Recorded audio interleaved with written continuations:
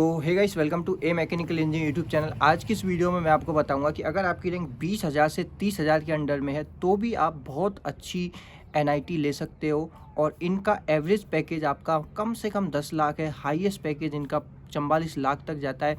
एक smart counselling अगर आपको करानी है तो आपको सारी जो एनआईटी है उनका डाटा कलेक्ट करना पड़ेगा, किस एनआईटी का कितना प्लेसमेंट है, कौन सी ब्रांच का कितना है। फिर आपको पास्ट ईयर के प्लेसमेंट देखने पड़ेंगे कि क्या कंसिस्टेंसी मेंटेन हो रही है या नहीं हो रही।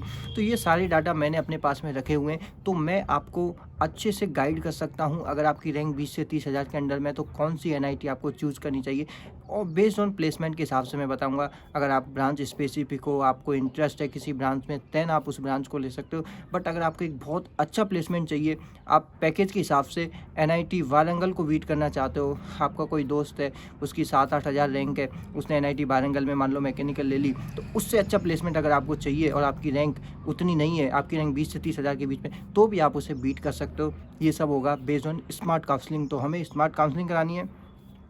आप देखिए, इन जो भी डाटा है, इन सब डाटा को एकत्रित करने के लिए बहुत मेहनत लगती है।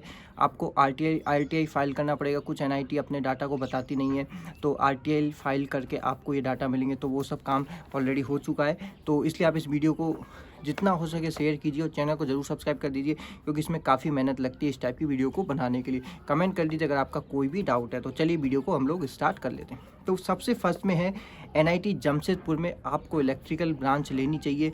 अगर आपकी रैंक 25,000 के भी आसपास है, इसकी लास्ट ईयर कट ऑफ 22,176 गई थी। अगर मैं इसका हाईएस्ट पैकेज बात करूं तो 44 एलपीए है। एवरेज पैकेज 16 एलपीए इलेक्ट्रिकल का। तो देखिए, 16 एलपीए एवरेज पैकेज होना कोई मजाक नहीं है। एनआईटी वारंगल के अंदर, त्रिची के अंदर, सूरतकल के अंदर, जितनी भी टॉप एनआईटी है उनमें मैकेनिकल का प्लेसमेंट इतना नहीं है। 16 एलपीए एवरेज आपको नहीं मिलेगा। तो आपको इलेक्ट्रिकल ब्रांच लेनी चाहिए। 16 एलपीए यहाँ पे पैकेज आपको मिल जाएगा। लो 4.95 गया है, और ऐसा नहीं है कि प्लेसमेंट यहाँ पे कम है। देखिए, 92 बच्चे प्लेसमेंट के लिए बैठे थे, उसमें 87 का प्लेसमेंट हो गया है, तो 94% प्लेसमेंट है। सेकंड पे है जो लोग सीएसई में जाना चाहते हैं बट उनकी रैंक अच्छी नहीं है, रैंक उनकी 20-25 हज़ार के आसपास है, तो इस कॉलेज को ले सकते हैं। उसका नाम है एनआईटी अगरतला। एनआईटी अगरतला की सीएसई की लास्ट ईयर की कट ऑफ 22,980 गई है। तो 22, 23, 24 तक भी आप इस कॉलेज को भर सकते हैं। दूर है नॉर्थ ईस्ट में, इस वजह से लोग इसको जाना प्रेफर नहीं करते, बट प्लेसमेंट बहुत ही कमाल का है सीएसई का।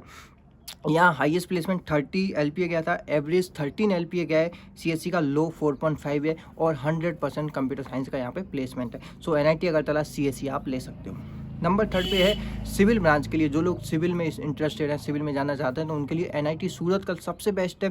आपको ये 23,000 रैंक तक आसानी से मिल जाएगी। हाईएस्ट पैकेज 25.33 गया है, एवरेज 10.6 है, लो 5 एलपीए है।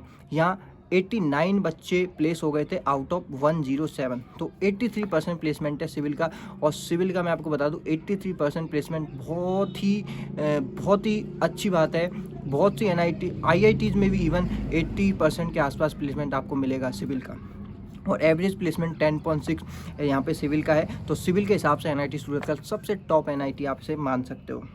नंबर 4 पे है केमिकल ब्रांच एनआईटी वारंगल में। तो आप मैकेनिकल, सिविल, इलेक्ट्रिकल, इलेक्ट्रॉनिक, ये सब ब्रांच के अलावा भी ब्रांचेस होती हैं। मैं आपको बता दूं, केमिकल ब्रांच है और आप केमिकल ब्रांच ले सकते हैं। NIT Warangal top most NIT, NIT Warangal, NIT Trichy. आप इन सब में अपनी कैंपस लाइफ एक्सप्लोर करना चाहते हो, और प्लेसमेंट भी ऐसा नहीं कि केमिकल का प्लेसमेंट नहीं है। मैं आपको प्लेसमेंट बताता हूँ।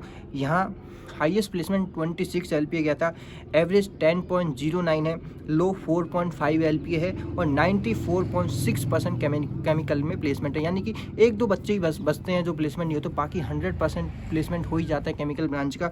और यहाँ की जो रैंक है 20,089 गई थी, 20,089। तो केमिकल जिनका रैंक 20,000, 21,000 के आसपास है, इस कॉलेज को फिल कर सकते हैं। आप केमिकल ब्रांच ले सकते हो एनआईटी वारंगल के अंदर।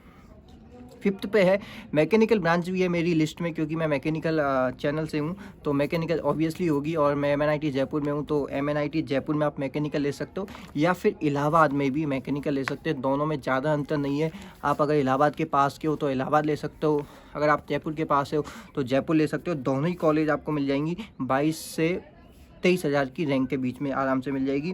तो इनका प्लेसमेंट देखें तो हाईएस्ट प्लेसमेंट तो वही 20-22 के आसपास गया है। एवरेज प्लेसमेंट 9.5 है मैकेनिकल का। 9.5 मैकेनिकल में होना बहुत अच्छी बात है, बड़ी बात है, आप ये मान सकते हो। और यहाँ पे लो 4.5 गया है और 85% दोनों ही एनआईटी का प्लेसमेंट है, तो दोनों में ज़्यादा अंतर नहीं है।